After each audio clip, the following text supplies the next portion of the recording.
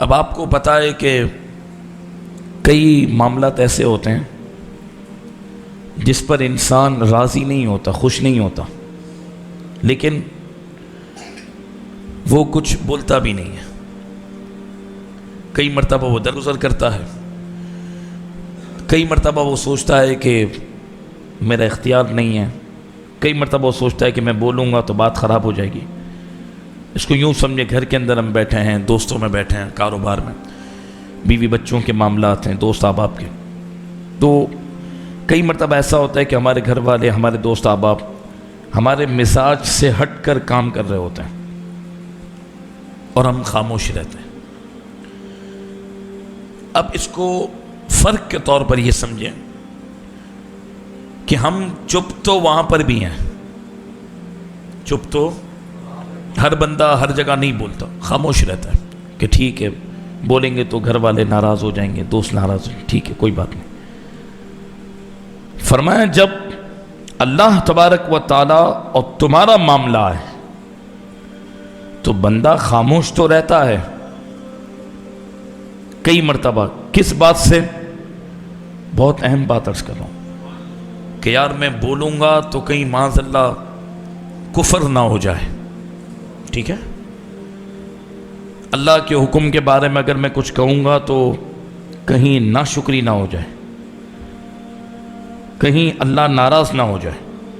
ایک لیول یہ ہے، ایسا ہی ہے نا، جیسے بلا تمثیل کئی مرتبہ بیوی بچوں کو ہم نہیں بولتے کوئی بات، ٹھیک ہے یار نہیں مانتے کوئی بات نہیں، تو ہمارا خاموش رہنا ان بیوی بچوں کے کام کرنے پر رضامندی نہیں ہے، بلکہ ہم چپ ہیں کہ کیا کریں، چھوڑیں، الجھنا نہیں ہے، چھوڑ دیں.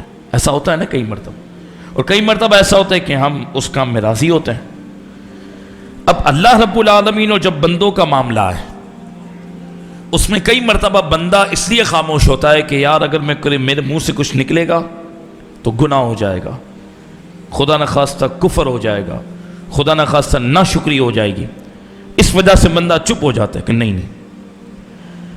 فرمایا یہ چپ رہنا ایمان کامل کے لیے کافی نہیں، بلکہ تیرا دل اس بات پر راضی ہو کہ جس میں رب کی رضا اس میں میری رضا، تو نے ایمان کا مزہ چکھا ہے.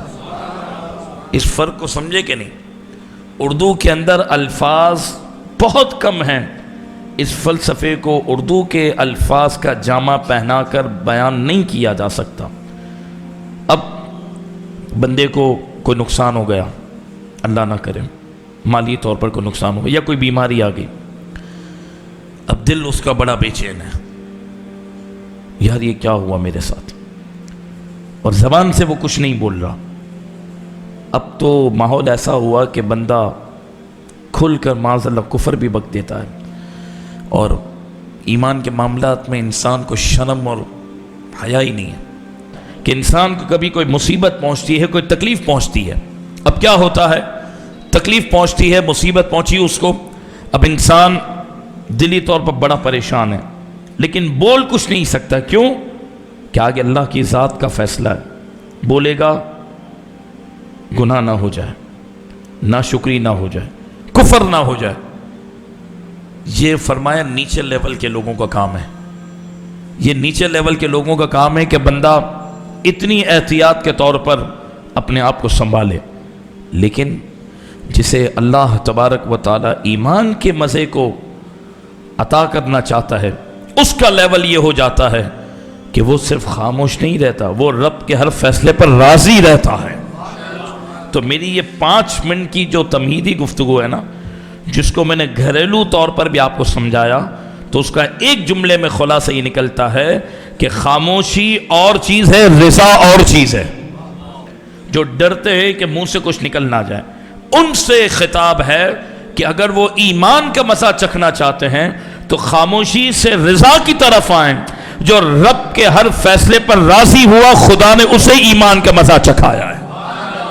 خاموش تو ہمیں رہنا ہے، کیا کر سکتے ہیں، خاموش تو رہنا ہے، چپ تو رہنا ہے. زبان سے بک بک کیا تو ایمان سے گیا، رب کا کچھ نہیں جائے گا، تیرا سب کچھ برباد ہو جائے گا. خاموش تو رہنا ہے لیکن یہاں حدیث بتا رہی ہے کہ رضیہ، خاموشی کافی نہیں، ایمان کا مزہ چکھنا ہے تو رضا ضروری ہے. سمجھے نہیں سمجھے؟ رضا ضروری ہے. مولا جس میں تو نے رکھا میں اس میں راضی ہوں. اور رضا کا تعلق دل سے ہے. بولو نا سبحان اللہ. رضا کا تعلق، تو پورا فلسفہ یہ ہے. ایمان کو اگر دوسرے پیرائے میں دیکھیں تو ایمان رضا کا نام ہے.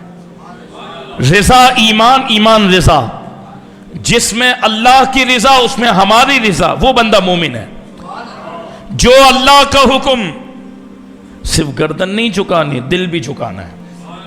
صرف گردن نہیں جھکانی، دل بھی جھکانا ہے. یہی فرق ہے.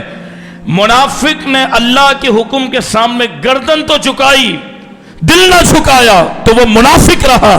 مومن وہ ہے جو خدا کے حکم کے سامنے گردن بھی جھکاتا ہے، دل بھی جھکاتا. یہ فرق ہے. سمجھ آئی کہ نہیں ہے؟